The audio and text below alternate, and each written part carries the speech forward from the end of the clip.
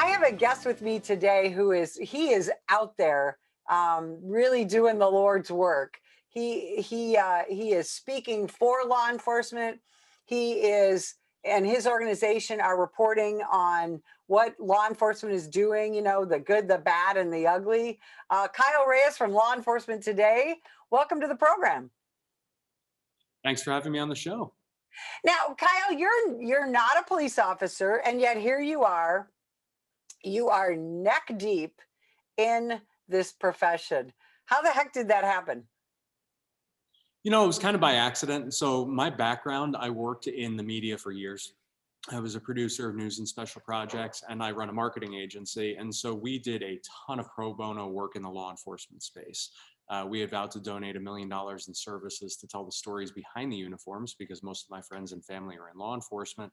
And a few years into that, Robert Greenberg, Captain, the founder of Law Enforcement Today, he asked me to be the national spokesman for LET. And I said, you do realize I'm not a cop, right? He said, yeah, that's exactly why we want you to do it. I said, I'm not following you. He goes, you could do one thing we can't do. So what's that? He goes, well, you can run your mouth and no agency could fire you. And so he was spot on about that. There's such a disconnect right now between the media and law enforcement agencies and the community at large, and it's our goal at Law Enforcement Today to bring you the no BS stories about what's really happening out there and really bridge the gap between civil servants and the community.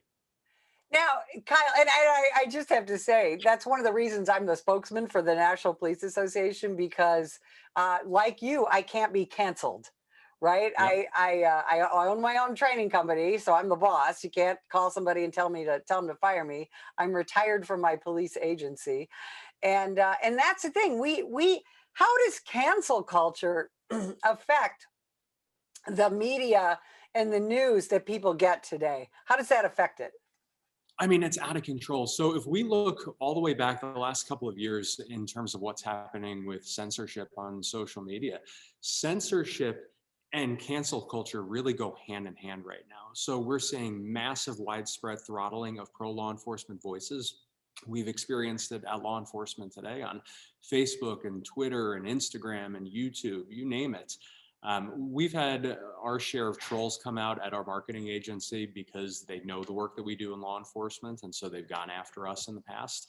But cancel culture is this terrifying arena that we're in right now where, whether you are a pro law enforcement or conservative, or you say something that people don't want to hear, it's immediately let me shut them down and put them out of business. And that's kind of scary. Civil discourse is dead.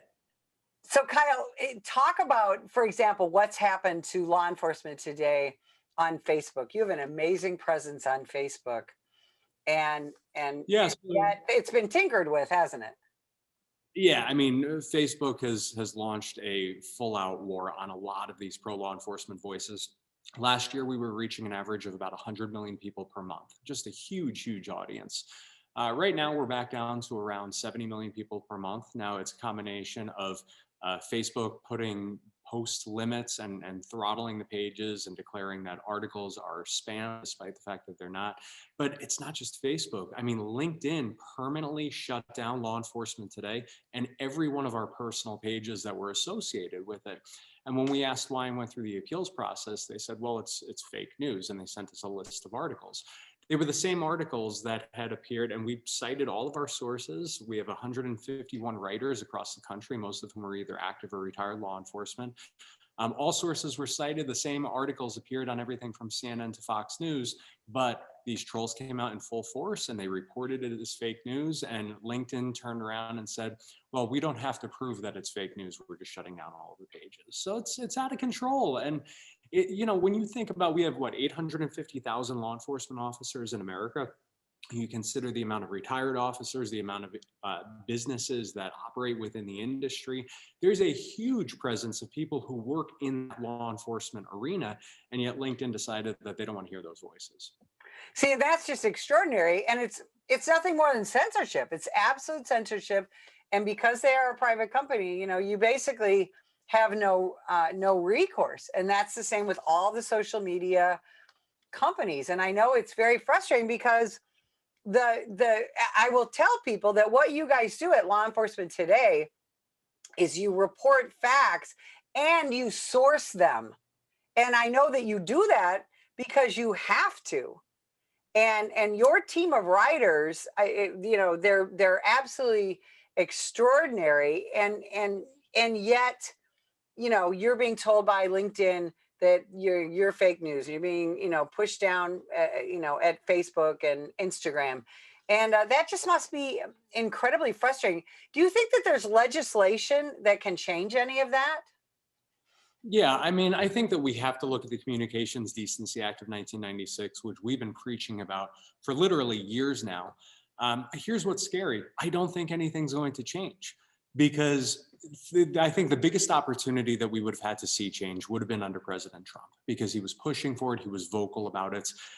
That obviously has gone away. And I think the sad truth of it is that a lot of these big platforms have such highly paid lobbyists, and so many of them that are operating on both sides of the political spectrum, Democrats and Republicans.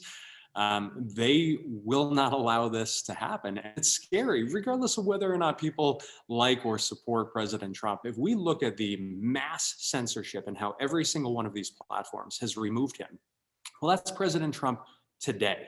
That's you tomorrow, whether you're on the left or the right. And that should terrify every single American, regardless of political affiliation. So, is there legislation that could be passed? Absolutely. Should we start regulating these platforms as if they were municipalities? Perhaps. I think that's a strong step in the right direction. But, you know, again, it's us today, it's President Trump today, it's everybody tomorrow. Kyle, what is the advantage for politicians or for certain groups to create this hatred of law enforcement, to gaslight, to literally throw gasoline on the flames of the hatred of American law enforcement? What's in that for these groups? What's their advantage? I think people are afraid of cancel culture. I don't think it's so much an advantage as much as it is. I think that they are terrified of the vocal organizations that come out there and call for their cancellation. And listen, I'm of the belief that you can only pander so hard, right? Like, let's look at Reebok and Walmart. These two companies came out and pledged $300 million combined towards battling racial inequality. Huge donations to the Black Lives Matter movement. Well, what were some of the first stores that were burned down in some of the recent riots? Were these locations? You can only pander so hard to this cancel culture, and you're going to be next on the list. Well, those Black Lives Matter people in leadership need all those new houses, right? Um, That's correct. and that's the thing is people, you know, nobody wants to be called a racist. That's one of the most abhorrent things you can say to someone in this country is you're a racist. And yet we have, you know, we're law enforcement officers by the very nature of our jobs. We're being told that we have bias, implicit bias. So we're biased even though we don't know we're biased. We've kind of lost all logic. And one of the things that you do, Kyle, is that you get out there and you also do training. You talk to law enforcement leadership about how they can combat these attacks, how they can put their police officers and their police departments in a more positive light. And I think that's really lacking in law enforcement leadership today. Talk a little bit about what you do, how you do it, and how you think police leaders should respond to some of these outlandish attacks. Yeah, I mean, listen, when I worked in television, we learned how to take a 7-second piece of body cam or dash cam footage, take it completely out of context, and make law enforcement look bad. We were trained on how to do that because it was good for ratings. That was back in, you know, the early 2000s is when I was trained on how to do that. So now we do at our marketing agency, the Silent Partner Marketing, we do a lot of public relations and crisis communications. We work with a lot of unions and train them on, first of all, how to manage the crisis, because it's, you know, these crises are happening every single day in so many different ways. But we also teach them how to be proactive and how to get out in front of the community. So many of these agencies and unions, for that matter, have antiquated social media policies that go back to the first few years of Facebook. They don't utilize Instagram or TikTok or Snap or any of these platforms to build positive community relations. And as a matter of fact, they tend to sometimes go after officers that are doing it in a very positive light. They'll give them a hard time for doing it on duty if they haven't gotten sign off on it in advance. But those are, I mean, how many, listen, you've seen it before. How many cops hate dancing cops, right? Exactly. All the time. They will give them so much grief and literally crush their souls. But go on TikTok and look at some of these dancing cop videos and look at the feedback and the comments. The community loves it. Wouldn't we rather see the community having those positive conversations and having a good time than see the big push for the defund the police movement? And it's also an opportunity for agencies and unions to get out there with facts. There was a study that came out that said that the liberal population believes that there were more than 1,000 unarmed Black men who were shot last year. Well, we know that the truth is that that number was, I believe, under 14. And yet we're doing nothing to combat that with social media. We're doing nothing to humanize officers because we're afraid of violating social media policies that we created 15 years ago. And so one of the things that we work on is how to update those policies and how to build those community relations and engagement before it's too late, before you have that officer involved shooting that, even though the optics of it are very, very bad, it may have been a justified shoot, but it doesn't matter because once the media gets a hold of it and once that 7-second out of context body cam footage is released, it's game over. Absolutely. That's so well put, because very often the truth doesn't matter. It's rather it's the last piece of video that somebody saw on their Twitter feed or on their Instagram. And you're absolutely right. My husband and I are out there talking to law enforcement leadership as well. And you've got a lot of law enforcement agencies that are just kind of now getting on the Facebook train, and that's so 15 years ago. We've got to look at Instagram, Twitter, Snapchat, TikTok is the big thing now, and TikTok is so user friendly for law enforcement, and there are so many young police officers out there in agencies who absolutely know how to make these 25-second feel good videos showing the public the good things that we do. It's not just about Facebook, and everybody loves a good, you're right, even though I hate them, a good dancing cop video. Everybody loves a police officer saving a puppy. Everybody loves a police officer at a child's birthday party because that child was bullied.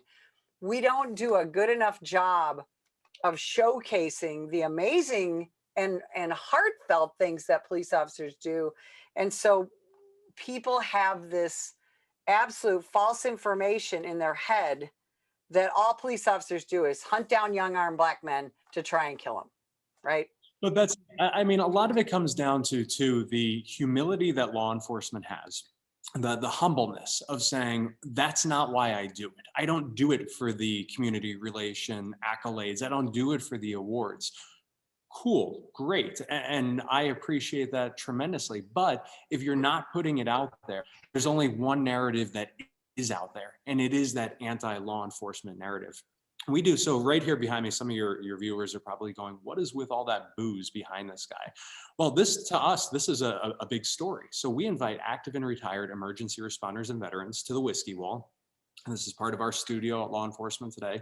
They bring a bottle of whiskey. We sit and on camera, we share a cocktail, and they tell you a story about a good day on the job and a lousy day on the job. And then their name goes on the bottle and the bottle goes on the wall. This is how we humanize them, to show that there are good days and there are bad days. And so we've traveled across the country with this show, trying to tell these stories. We've had the first officer in the door at the Pulse nightclub shooting, the Aurora movie theater massacre, Sandy Hook, Parkland, Dallas 5 survivors, because these are stories that are happening every single day. Stories of heroes, stories of quiet warriors protecting people, stories of deliveries on the side of the highway. And agencies are so quiet about that because that is not why they do what they do. But I'll tell you what, if they don't start telling these stories, we're going to be in a lot more trouble, because this defund the police movement that focuses on the idea of systematic racism, as opposed to the facts that show that that's not actually applicable or true, that is the narrative that the media runs with. Absolutely. And you're doing so much to combat that. that narrative at law enforcement today. What is in this terrible, age of 2021 and the defund the police? Now we're talking about not just reimagining the police, but now we're talking about let's eliminate the police, or let's take their weapons away. What's your focus at law enforcement today on these insane new initiatives concerning law enforcement? So I actually think the abolish the police conversation is a great conversation. And I'll tell you why that's a great conversation, because it's so extreme. It is so extreme that it's taking people who are in the middle of the road going, yeah, maybe we should defund the police. And those people are now going, whoa, whoa, whoa, whoa, what? I mean, look at New York City, right? New York City, it's like Gotham City when they released all of the criminals. And that's literally what's happening in New York City. We saw it at the beginning of COVID, where these, Rikers Island inmates were being released with gift cards and hotel rooms. So now all of a sudden people who may have been like, I'm not a big fan of police because I once got pulled over and a cop screamed at me because he was having a bad day. They might have been pushing for that defund the police movement. And now all of a sudden, like, wait a minute, abolish the police? That doesn't make any sense. And so I think that the extremism of, the squad, for example, pushing to abolish police, I think that's the greatest conversation that could be happening right now, because it's taking people who are in the middle of the road and making them realize we have a problem. I think the facts of the defund the police movement, removing listen, if we all of a sudden saw a massive surge in the number of people who were dying of heart attacks, are we going to say, you know what, we got to get rid of doctors because doctors suck? Well, it's time to eliminate cardiothoracic surgeons. Or are we going to say, you know what, if we have a lot of people dying on the table, maybe we need to provide some better training for them? And so one of our goals at law enforcement today is to educate people on what's happening in the community, what's happening with this defund the police and abolish the police movements, and why it's so necessary to provide more and better and advanced training to law enforcement. I've never heard a cop in my entire life say, you know what, I think we have too much training. I think we need less training. I'm the best shooter that's out there. We have the best de-escalation in the world. Every single one of them wants more training. And so we should be delivering that, or at the very least on our side, educating people on why that's so crucial. And yet, when we talk about defunding the police, one of the first things that goes is training. And, we're having a national conversation right now about taser versus firearm. Most police officers train with that taser once a year, if that. And Yep.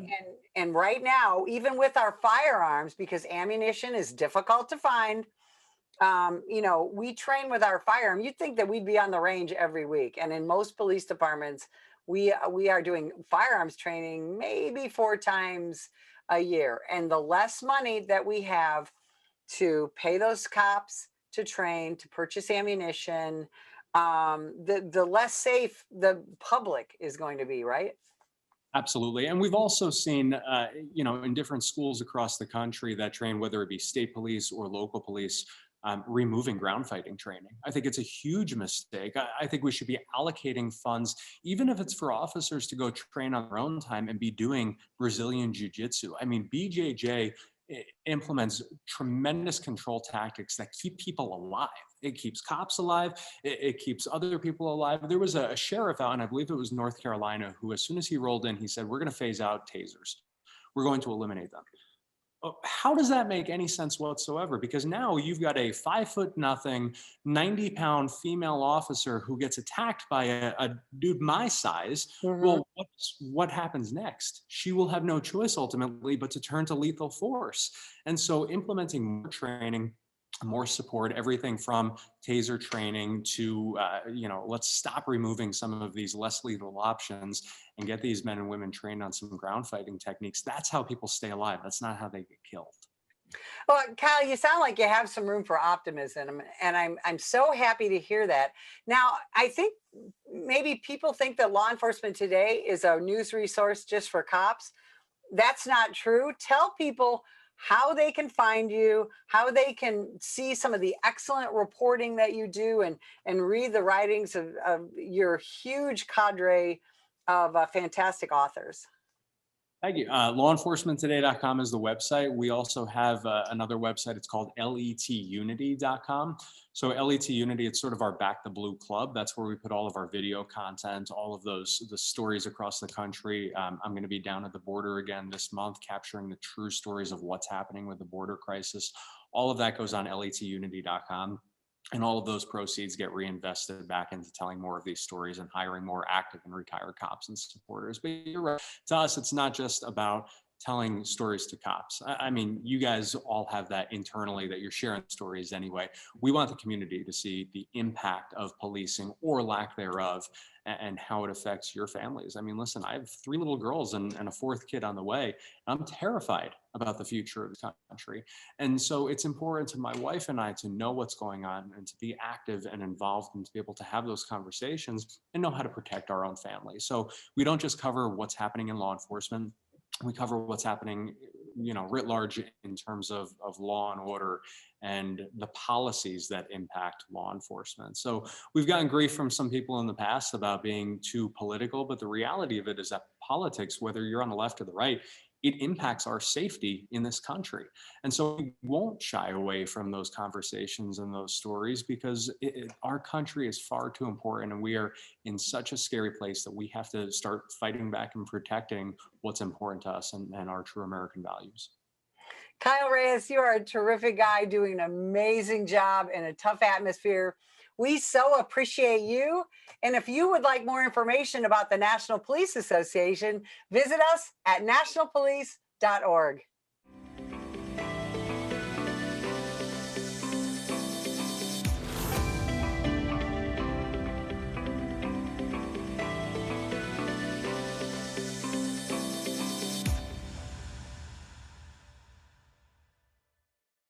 This year, over 50,000 law enforcement officers have been assaulted while on duty. A vast number of these attacks were filmed and uploaded to social media in the pursuit of likes and attention. What they want to do is film you instead of like, what can I do to help this officer? Together, we can change this disturbing trend. If that individual would have hit the right spot, it could have been it for me. Last time I would have saw my wife, my kids. I'm Mike Solon. Law enforcement officers need your support. If you see an officer under attack, then follow these simple steps in order to help. 1. Call 911 and give the officer's exact location. 2. Ask the officer if you can assist. If the officer accepts, then do whatever you can do to safely help. 3. If the officer declines, then start filming and be a good witness. It's time to stop filming and start helping.